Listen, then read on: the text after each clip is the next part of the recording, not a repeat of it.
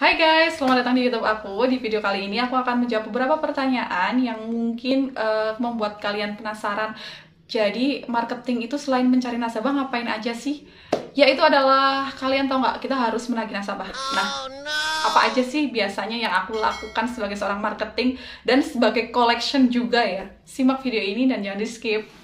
Udah berapa lama sih Kak jadi marketing? Jadi marketing itu udah 2 tahun lebih, 2 tahun lebih 3 bulan jadi marketing. Terus tugasnya selain mencari nasabah ngapain aja? Nah ini ya mungkin yang kalian pertanyakan ya. Jadi aku tuh tugasnya tuh nggak enak-enak banget loh. Banyak loh tugasnya marketing, nggak cuma nyari nasabah, tapi aku juga memaintain nasabah-nasabah aku nih yang udah pengajuan kredit sama aku. Aku tuh harus memaintain, mengecek mereka setiap hari apakah sudah masuk atau belum pembayarannya. Kalau belum kita harus WA ataupun telepon atau SMS. Ingatkan mereka kalau mereka belum masuk tagihannya, ya kayak gitu. Jadi itu kadang membuat aku tuh naik darah sih kalau udah mengecek-ngecek tagihan itu gitu. Itu biasanya kakak gimana kalau buat ngeceknya per hari atau berapa minggu gitu? Kalau aku biar nggak berat itu aku paling lama 2 atau 3 hari itu maksimal banget. Kadang kalau lagi rajin itu setiap hari kita cek. Tapi baiknya setiap hari itu kita harus cek terus. Karena kalau kita menunda untuk mengecek semakin menumpuk yang dicek dan kadang kita banyak terlewatkan dan nasabah-nasabah kadang yang kalau nggak diingatkan mereka itu akan membayarnya semaunya sendiri gitu. Karena ada tipe-tipe orang itu kan berbeda-beda ya, nggak semuanya itu bagus lah karena ada yang bad karakter. Karena kalau yang bad karakter itu benar-benar harus kita maintain, kita amati banget gitu. Udah berapa sih Kak nasabahnya? Untuk saat ini untuk saat ini sih udah sekitar 220-an gitu sih nasabah aku. Ya cukup, itulah kita harus memaintain orang itu. Jadi setiap bulan itu naik sekitar 13, 14, 12 per bulan. Jadi bukannya berkurang tapi semakin banyak nasabahnya gitu. Ya cukup memusingkan lah ya ngurusi orang-orang 200 lebih. Itu semuanya ada yang lancar terus atau ada yang macet Kak? Duh, itu pertanyaan mungkin yang mungkin buat kalian penasaran juga ya. Jadi nggak semua orang tuh lancar pembayarannya, tapi sebagian besar alhamdulillah nasabahku lancar. Tapi ada juga nih nasabah-nasabah yang pembayarannya telat hari gitu. Bahkan kadang ada yang memang telat bulan. Itu sebenarnya sangat tidak dianjurkan banget. Kalian jangan nyontoh untuk yang telat bulan. Oke, kalian telat hari bisa telat hari, tapi jangan sampai telat bulan gitu. Ya itulah, nggak semuanya lancar. Ada 1-2 yang nggak lancar kok. Jadi ya tetap pusing setiap bulan. Itu orang-orang itu terus nggak tahu, itu aku juga bingung kenapa ya orang-orang itu kadang hutang tapi kok nggak dibayar on time, padahal kan sesuai perjanjian di awal kredit itu kan harus pembayarannya on time, jatuh tempo tanggal segini, pembayarannya berarti sesuai dengan jatuh tempo, tidak boleh melebihi jatuh tempo, harusnya kan seperti itu. Tapi kenyataannya ya namanya orang, karakternya berbeda-beda ya gitulah. Kakak masih nagih sendiri atau dibantu sama kolektor ya?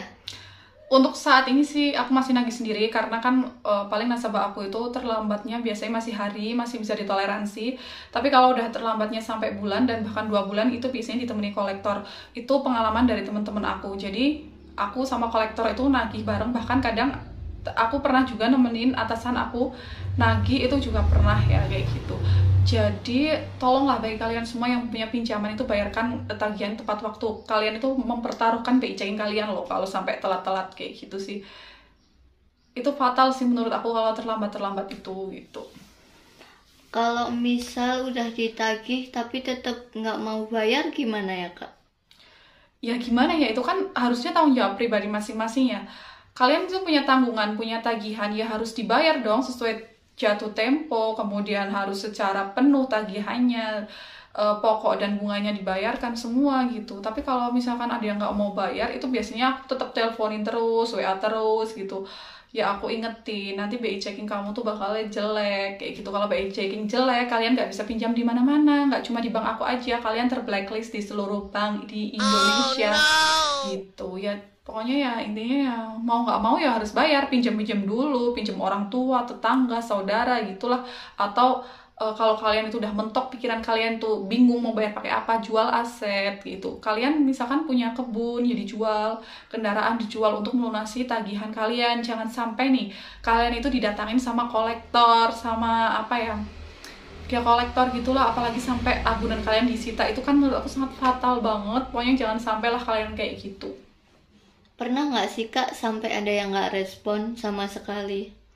Yang nggak respon sering dong, banyak banget. Itu kadang kalau di WA itu cuma di-read aja, bahkan kadang nggak di-read, di telepon nggak diangkat, bahkan aku sampai sebelnya, aku sampai video call pun nggak diangkat.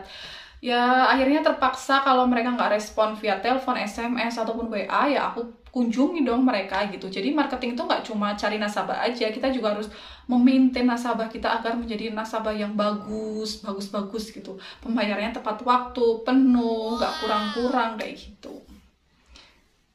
Banyak tugasnya marketing tuh. Pusing nggak Kak antara nyari nasabah sama maintain nasabah? Sebenarnya itu seimbang sih ya, 50% 50%.